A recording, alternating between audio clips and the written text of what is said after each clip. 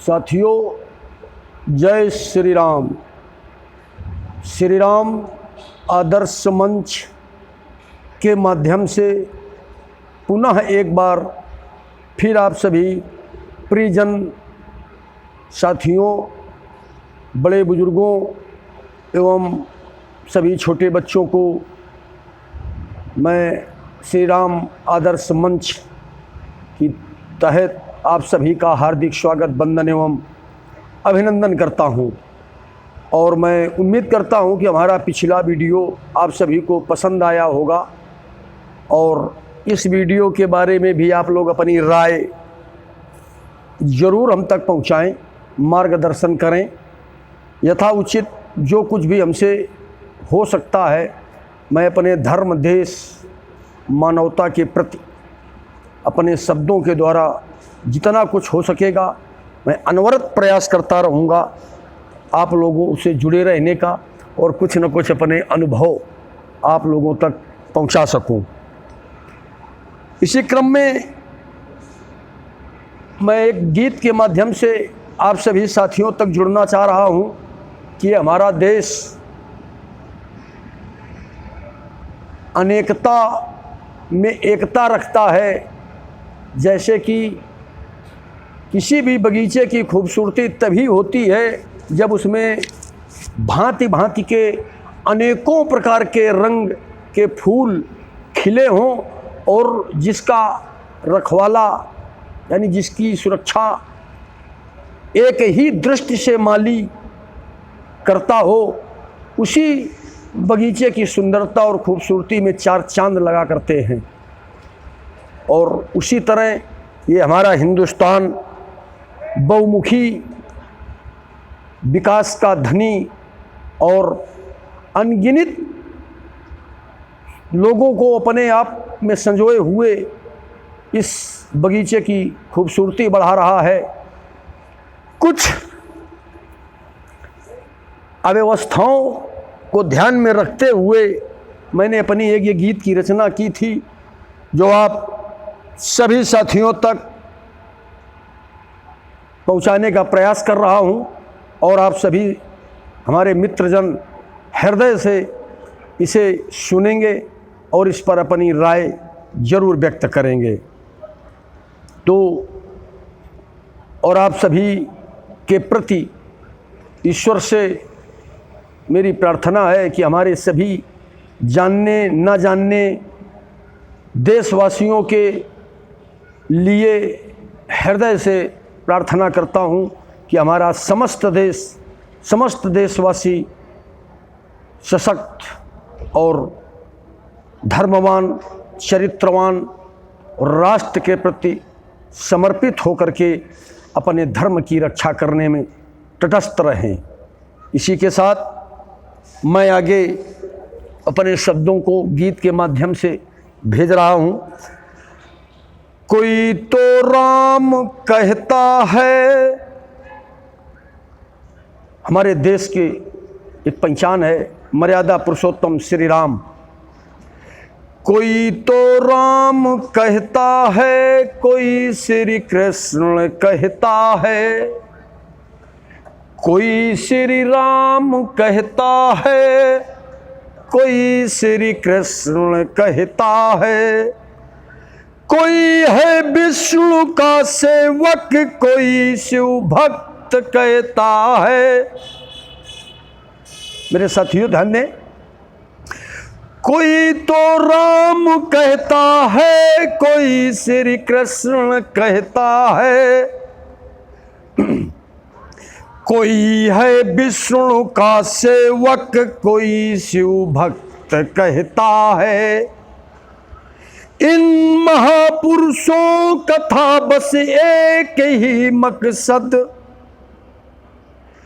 इन महापुरुषों का था बस एक ही मकसद।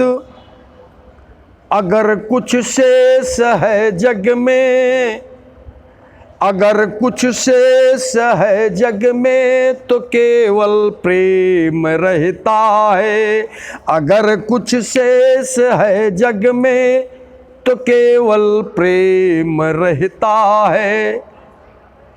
कोई श्री राम कहता है, कोई श्री कृष्ण कहता है, कोई है विष्णु का सेवक, कोई शिव भक्त कहता है। मगर इन महापुरुषों का था बस एक ही मकसद, इन महापुरुषों का था बस एक ही मकसद। अगर कुछ शेष है जग में, अगर कुछ शेष है जग में, तो केवल प्रेम रहता है। अगर कुछ शेष है जग में, तो केवल प्रेम रहता है। इसलिए हमारे सभी इष्ट मित्रों, यह ध्यान रहे कि जीवन के कर्तव्य पथ पर चलते हुए हमारे द्वारा किए हुए कर्म, सुकर्म, दुष्कर्मों का अगर सार तत्व तो इस मृत्युलोक में रह जाएगा, और जो सराहा और याद किया जाएगा वो सिर्फ और सिर्फ हमारे जीवन से जो प्रेम रूपी रस यहाँ हम छोड़ जाएंगे, बस वही हमारे प्रियजनों के लिए यादगार रह जाएगा। इसीलिए हमारे महापुरुषों की भी एक यही विचारधारा थी कि इन महापुरुषों का था बस एक ही मकसद। अगर कुछ शेष है जग में, तो केवल प्रेम रहता है। अब अगली पंक्ति पर ध्यान दें। कोई मंदिर में जाता है, कोई मस्जिद समझता है, कोई मंदिर में जाता है, कोई मस्जिद समझता है, कोई है चर्च में बैठा, कोई है चर्च में बैठा, कोई गुरुद्वारा कहता है, कोई मंदिर में जाता है, कोई मस्जिद समझता है, कोई है चर्च में बैठा, कोई गुरुद्वारा कहता है। मगर बने ये ईंट पत्थर से, बने ये ईंट पत्थर से, दिलों का जोड़ना मकसद। बने ये ईंट पत्थर से, दिलों का जोड़ना मकसद।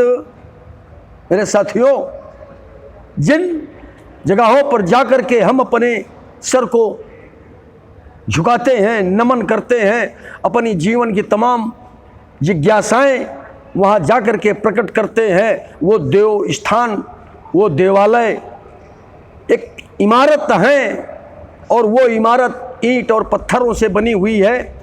लेकिन उन इमारतों को बन जाने के बाद उन पवित्र स्थानों का सिर्फ एक मकसद हो जाता है कि दिलों का जोड़ना, प्रेम का जन्म देना, सौहार्द की बयार बहाना, और संसार में ईश्वर के द्वारा जो ये मानव शरीर रूपी मंदिर का निर्माण किया गया है, तो इस 5 तत्व से जो मिल करके इस शरीर का निर्माण हुआ है, इस शरीर से क्यों हम लोग कटुता, जहर, विषवमन किया करते हैं।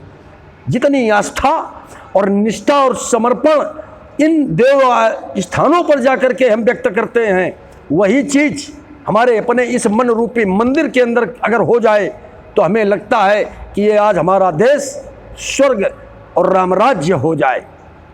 इसलिए कोई मंदिर में जाता है, कोई मस्जिद समझता है, कोई है चर्च में बैठा, कोई है चर्च में बैठा, कोई गुरुद्वारा कहता है।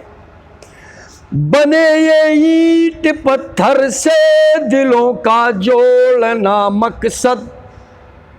बने ये ईंट पत्थर से, दिलों का जोड़ना मकसद।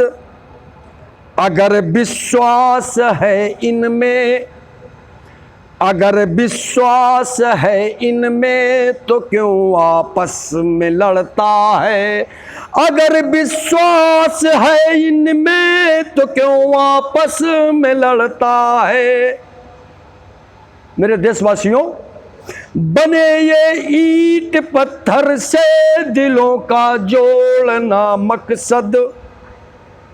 अगर विश्वास है इनमें तो क्यों आपस में लड़ता है।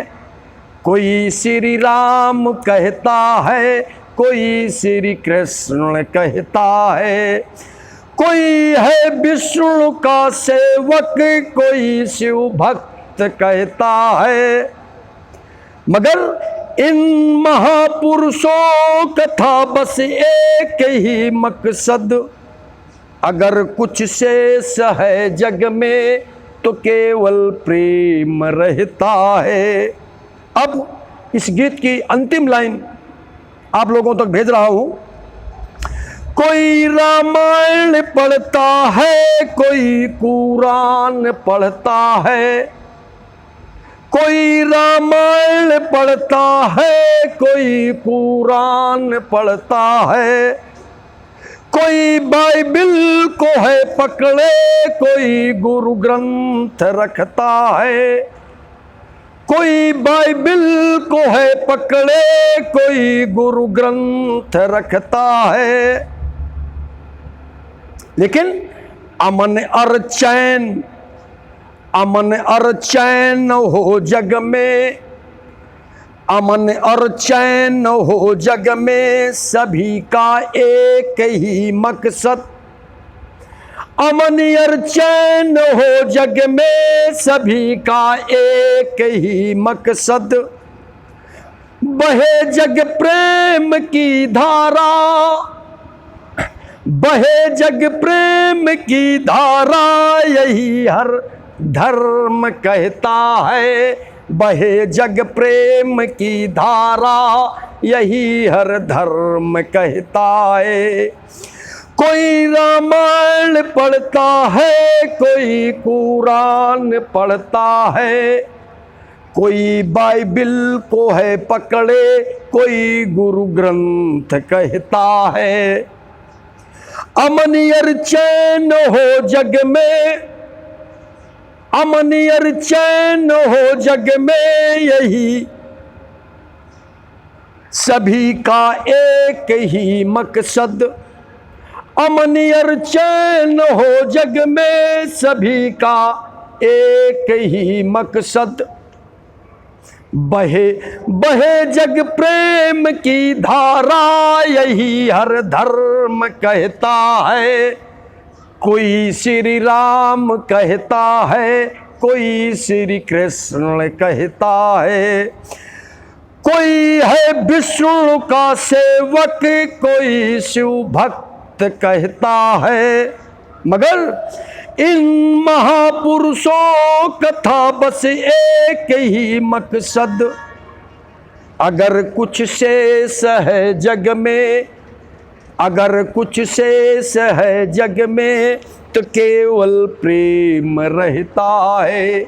इसलिए मेरे सभी मित्र जन साथियों, मैंने अभी चर्चा में जैसे कहा था कि ये ईंट और पत्थर या इस आधुनिक धरती पे बने हुए हमारे देवालय, ये सब समर्पण और निष्ठा का प्रतीक हुआ करते हैं।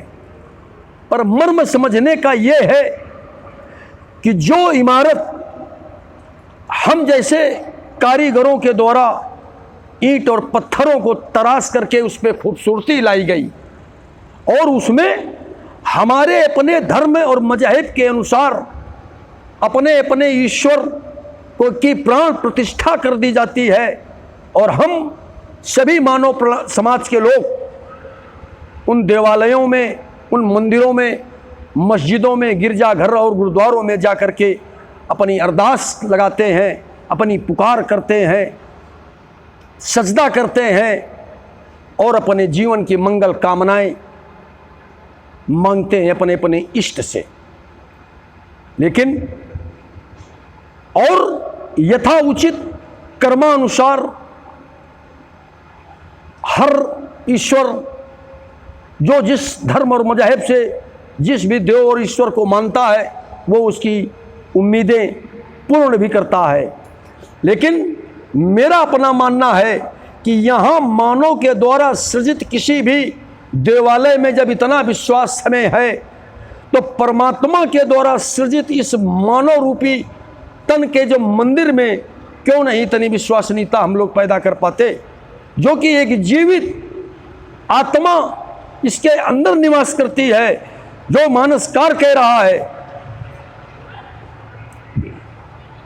कि 5 तत्व रची बना शरीरा और क्षिति जल पावक गगन समीरा। ये ईंट पत्थर सीमेंट सरिया ये सारी चीजें तो इसी मृत्युलोक में हमने इकट्ठी करके और किसी इमारत का निर्माण कर दिया, लेकिन हमारे जो इस तन रूपी मंदिर में का निर्माण जब उस महान कारीगर ने किया तो इसमें वो तत्वों का मिश्रण किया गया जो आज किसी भी इंजीनियर किसी भी टेक्नोलॉजी की जरूरत नहीं है कि इस तन रूपी मंदिर का निर्माण कर दे और इसमें जो देव बैठाला है, जो ईश्वर निवास करता है, वो किसी देवता या ईश्वर का निवास करा दे। और हम अपने इस जीवित मंदिर की संरचना के बारे में कभी चिंतन नहीं करते, कभी विचार नहीं करते। इस जीवित तन रूपी मंदिर से हमेशा विषमन करते हैं, विद्वेष की भावना समाज में पैदा करते हैं, शोषण हरण न जाने क्या क्या व्यवहार करते हैं समाज के साथ। यही तो समझने की आवश्यकता है, मगर समय अभाव होने के कारण अब मैं अपनी बात को यहीं विश्राम देता हूं। और अगर भगवान मर्यादा पुरुषोत्तम श्री राम ने अवसर दिया तो फिर पुनः श्री राम आदर्श मंच के तहत आप सब लोगों से संवाद करने का जो भाग्य में अवसर प्राप्त होगा, मैं उसका इंतज़ार करूंगा। और आप सब लोगों के आशीर्वाद और स्नेह की उम्मीद से मैं आप लोगों के मशवरे, सलाह, जो कुछ भी आप हमारे कमेंट बॉक्स पर लिख कर भेजेंगे मैं उनका स्वागत करूंगा। और सभी साथियों का एक बार फिर श्री राम आदर्श मंच के तहत सभी का हार्दिक स्वागत, वंदन एवं अभिनंदन करता हूं। जय श्री राम।